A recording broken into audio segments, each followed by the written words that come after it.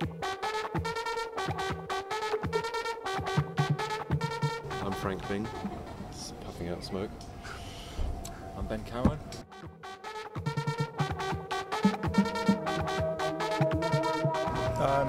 The initial recordings were just a 2-day large sort of improvised scale, well, sort of broken up into 3 or 4 sessions, but over 2 days.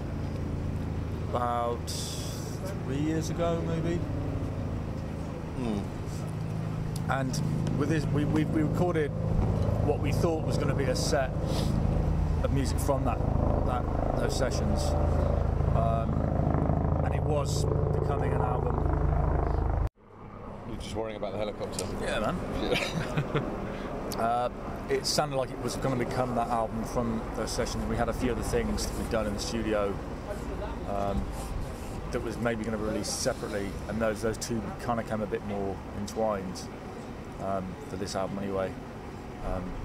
But it was a mixture of taking those sessions and then adding things, or leaving the main bulk as they were, and then with other tracks a bit more studio-fied, but it still wasn't like overdubbing it, everything, very specifically, but there's a more condensed process of working than the first album, which was, I think, more taking core material there, not messing with it too much. Yeah, it was slightly liver, the first album, yeah. For sure. But it, in a way, because in a way, this record features a couple of people that are not on, no longer playing in the live band. So there's a sort of constant process from when we first recorded stuff for the first album, in which I think one or two of the tracks from this album even came. The sort of the bulk of it came from the first album sessions. So there's always this process of re-evaluating old material, and because it's improvised, we kind of have the ability to lay down quite a lot of stuff, and then there's a sort of sifting process, and something might reveal itself. Something might seem like it's uninteresting and hasn't got anything to offer, but and then 2 years, different context, 2 years later, and somebody just does something to that track, and suddenly it's that becomes more relevant. So a lot of the material is sort of in a constant state of evolving, and there's quite a lot of stuff that we haven't yet released that's still out there. Cool. So you've got quite a big library of kind of improv kind of stuff here. Dip you. Yeah, there is, but at the same time, we're sort of working now with 5-piece, which is kind of feeling sort of stronger than it has ever really, and so I think for the next material we're going to want to sort of try and capture a bit of that, and then there'll probably be a few things that emerge from the second album sessions, which didn't. I mean, it's a bit like that, isn't it? Sort of stuff moving around. It's got to be exciting, and hopefully that is exciting for the viewers, the listeners as well.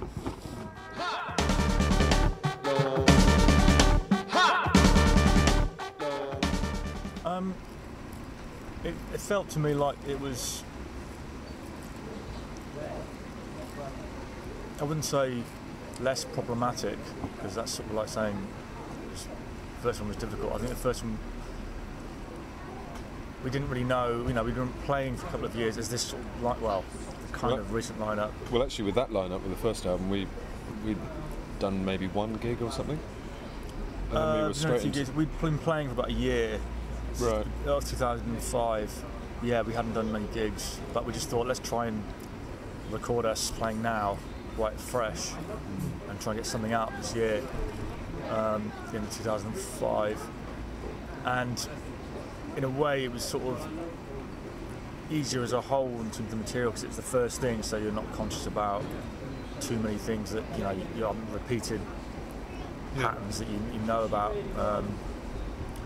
you're aware of. So in a way, it felt like the first album got more elliptical, playing organic kind of things moving around.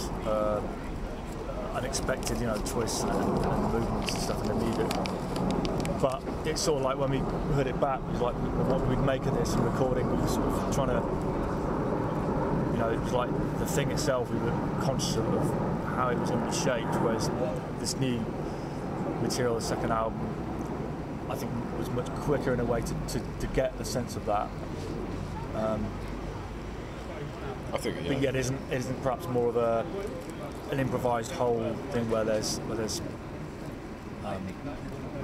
more interplay in terms of the band playing together. That's not to mean it's not improvised or it's not using the same method, but just it's the nature of the way it's turned out. The last step of it just kind of felt. I mean, in terms of like mixing stuff, working in the studio, I'm quite an sort of obsessive and quite. You know, things can take a lot longer than they perhaps should, and this one felt a lot easier actually for me. It just kind of emerged, you know, and that was really nice, you know. So the last kind of, although a lot of the material does come from quite early on, it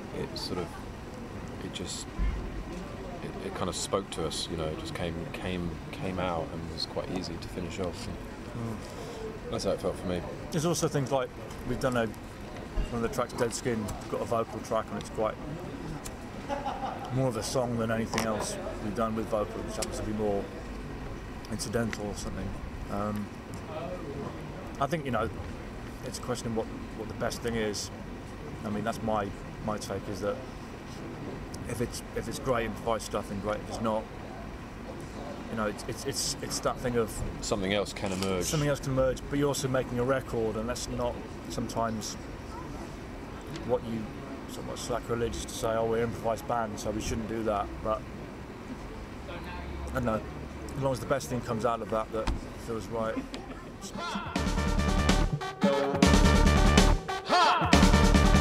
Well, not really. I mean, you know, I think the other thing about putting an album together is that you know, which is, you could say, somewhat wasted on the current way that music is sort of consumed. But you know, for me, it's very important to put together an album that has a whole body, has a flow. You know, has a beginning and a middle and an end. I think it's a really good album. I think it's compact and it's got things that are different, contrasting, but they sound like a whole piece. It's sweet, it's really good. I like Dead Skin, Stop Machine, Loophole. I'd say favourites with those three, but you know, I like all of them. It just flows quite well. So. I mean, we don't do album fillers, you know, we're not into that. You know, I mean, partly because because there's quite a lot of material that we can reach into.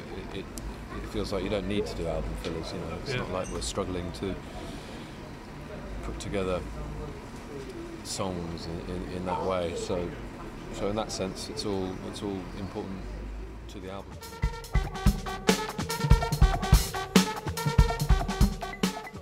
Gigs, a couple of little festivals booked.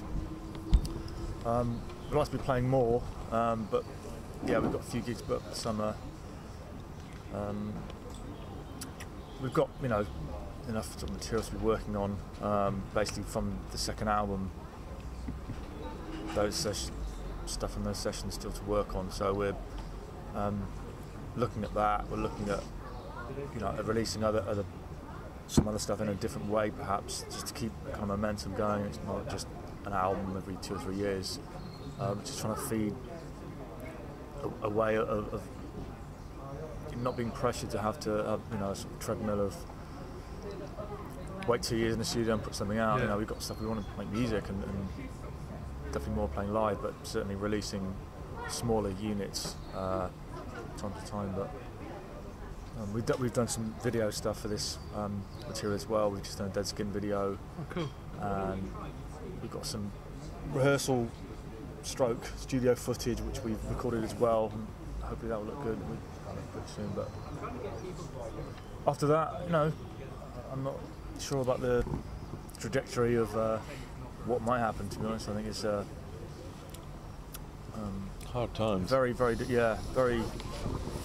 odd to know with music coming out and where it's released and what it means. How people listen to it. How do people actually what they listen to and how they listen to it. I mean, it affects how you work. Affects what you think. And I think it's slightly ironic because I personally feel, and I think we all feel, that musically we're all in quite a good, we're kind of enjoying it. Snorkel as a process feels like it's coming of age, as it were, to me anyway, and but at the same time it seems harder and harder to get records, to make money, to make it affordable in some kind of way. So there's a sort of conflict there. I'd love to be playing as much as possible and recording as much as possible at the moment, I think, and for there not to be a 3-year gap between this album and the next.